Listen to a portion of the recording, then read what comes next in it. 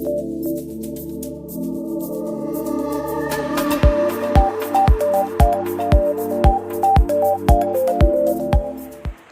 Morning to all.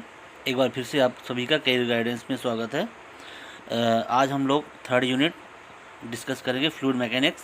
Last video में मैंने आपको 3 यूनिट्स के इम्पॉर्टेंट क्वेश्चंस बताए थे, जिसमें कि third unit fluid mechanics, fourth thermodynamics and fifth unit reciprocating machines शामिल था। तो उसमें हम थर्ड यूनिट अब पढ़ेंगे। जो हमने इम्पॉर्टेंट क्वेश्चंस बताए थे उन्हीं को अब हम डिस्कस करेंगे एक एक करके। तो चलिए स्टार्ट करते हैं। तो fluid mechanics is that branch of science which deals with the behaviour of the fluids, है ना। तो फ्लूइड मैकेनिक्स एक ऐसी साइंस है जिसे हम फ्लूइड के बिहेवियर के साथ डील करते हैं। जैसे कि फ्लूइड में क्या क्या होता है, आपका लिक्विड्स आ सकता है और गैसियस फॉर्म आ सकता है। कहने का मतलब ये है कि which is capable to flow, जो बहने में सक्षम है उसे हम फ्लूइड कहते हैं, है ना। तो जो ये फ्लूइड है या तो वो रेस्ट पोजीशन में होगा या फिर वो मोशन में होगा, at rest as well as in motion.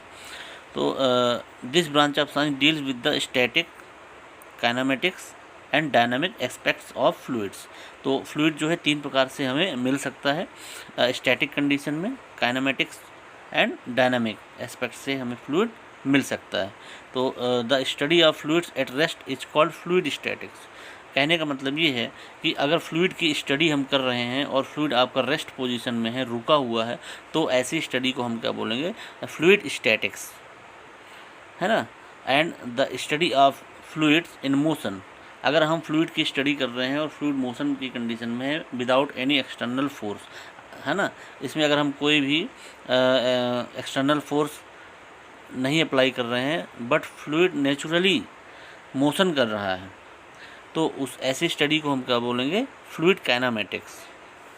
जैसे कि रिवर है, रिवर ऑटोमेटिकली आपकी फ़्लो होती है, इसमें कोई प्रेशर फोर्स अप्लाई नहीं होता है, कोई भी एक्सटर्नल फोर्स अप्लाई नहीं होता है।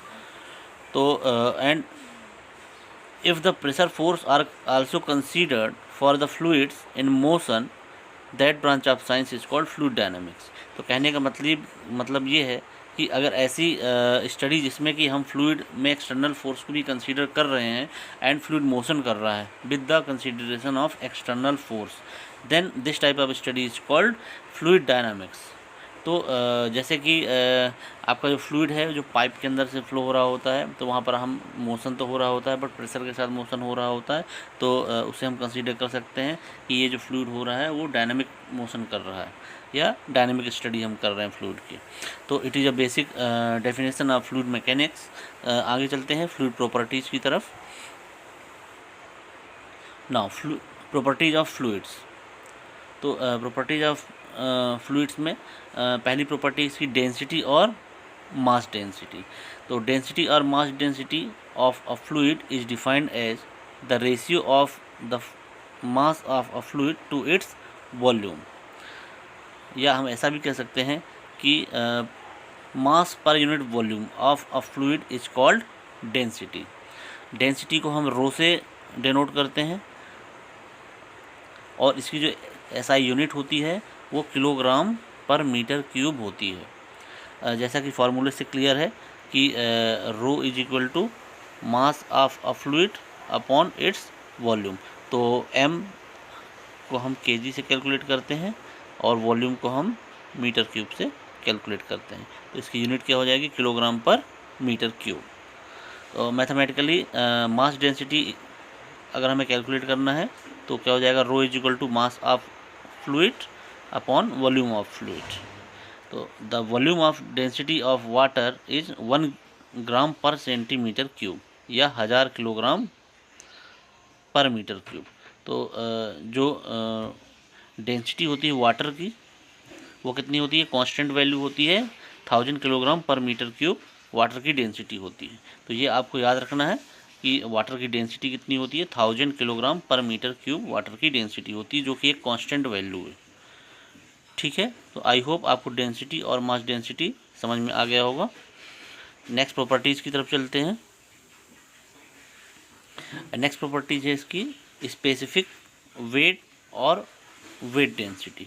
इसको हम स्मॉल w से डिनोट करते हैं। स्पेसिफिक वेट और weight density of a fluid is ratio between the weight of a fluid to its volume, या weight per unit volume of a fluid is called weight density and it is denoted by symbol small w। तो mathematically हम इसको लिख सकते हैं small w is equal to weight of a fluids upon its volume. तो wait को हम Newton से शो करते हैं और वॉल्यूम आपका मीटर क्यूब, तो इसकी यूनिट हो जाएगी न्यूटन पर मीटर क्यूब। तो ये जो आपका वेट ऑफ अ फ्लूइड है, वेट इज इक्वल टू क्या होता है, weight w is equal to क्या होता है आपका मास इनटू एक्सीलरेशन, है ना, एंड अपॉन ये आपका वॉल्यूम। तो यहाँ पर mass upon volume is equal to क्या है, प्रीवियस प्रॉपर्टीज में हम पढ़ चुके हैं, mass upon volume is a density. तो इसको हम क्या लिख सकते हैं, मास अपॉन वॉल्यूम को क्या लिख सकते हैं हम, डेंसिटी। तो ये क्या हो जाएगा, W is equal to density into sorry W is equal to rho into G. तो ये रिलेशन आपका आ जाएगा mass upon fluid to volume of fluid, तो रो इंटू जी ये आपका यहाँ से मिल जाएगा। तो आई होप आप लोगों को स्पेसिफिक वेट और वेट डेंसिटी समझ में आ गया होगा। The value of specific weight और weight density for water is 9.81 into 1000 newton per metre cube in SI unit. तो SI यूनिट में इसकी जो वैल्यू होती है वाटर की वो कितनी होती है, 9.81 into 1000 newton per metre cube होती है। तो ये आपको याद रखना है, ये बहुत इंपॉर्टेंट है। नेक्स्ट जो इसकी प्रॉपर्टीज है वो है स्पेसिफिक वॉल्यूम। तो specific volume of a fluid is defined as the volume of a fluid occupied by a unit mass, और volume per unit mass of a fluid is called specific volume. तो कहने का मतलब ये है कि volume of a fluid to mass of a fluid is called specific volume. तो specific volume इसे हम ऐसा भी बोल सकते हैं, जैसा कि वॉल्यूम है, वॉल्यूम अपॉन मास, इसको हम ऐसा लिख सकते हैं 1 अपॉन मास अपॉन वॉल्यूम। तो m अपॉन v की वैल्यू क्या हो जाएगी, 1 अपॉन रो। तो स्पेसिफिक वॉल्यूम स्मॉल v से शो करेंगे अपॉन 1 अपॉन रो। तो इसे हम दूसरे तरीके से भी डिफाइन कर सकते हैं कि the specific volume is the reciprocal of mass density. It is expressed as meter cube per kilogram.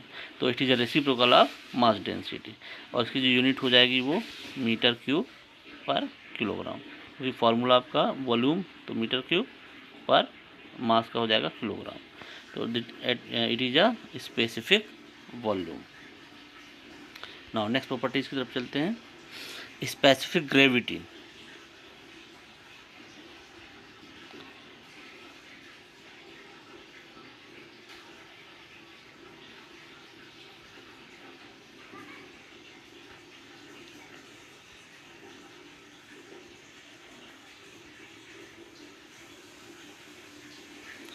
Specific gravity is defined as the ratio of weight density or density of a fluid to the weight density or density of a standard fluid। तो for liquids के लिए the standard fluid is taken water, standard fluid liquid के लिए क्या हो जाएगा, water हो जाएगा, और for गैस के लिए the standard fluid is taken air। Specific gravity is also called relative density. It is dimensionless quantity and it is denoted by the symbol S। इसको हम S से शो करते हैं। Mathematically S for liquids is equal to हो जाएगा weight density और density of a liquid to weight density और density of a standard liquid, जिसे हम वाटर कहते हैं। एंड गैसेस के लिए क्या हो जाएगा, वेट डेंसिटी और density of gas to weight density और डेंसिटी ऑफ अ एयर। तो ये इसका डेफिनेशन है स्पेसिफिक ग्रेविटी की। ये यूनिट लेस होता है इसको हम एस से डिनोट करते हैं। Weight density of a liquid is equal to क्या हो जाएगा, S into weight density of water, और जिसकी वैल्यू क्या होती है 9.81। तो the density of liquid is equal to specific gravity into density of water, और डेंसिटी की वाटर कितनी होती है 1000 होती है। तो if the specific gravity of a fluid is known, अगर हमें किसी फ्लूइड की स्पेसिफिक ग्रेविटी जाननी है, then the density of the fluid will be equal to specific gravity of fluid multiplied by the density of water. उससे हमें specific gravity मिल जाएगी। For example the specific gravity of mercury is 13.6, hence density of mercury is equal to क्या होगा 13.6 into 1000। तो ये आपका इस डेंसिटी आ जाएगी मरकरी की 13,600 kilogram per metre cube, sorry यहाँ मीटर क्यूब होगा। तो ऐसे आप इसकी डेंसिटी आप ऐसे निकाल सकते हो।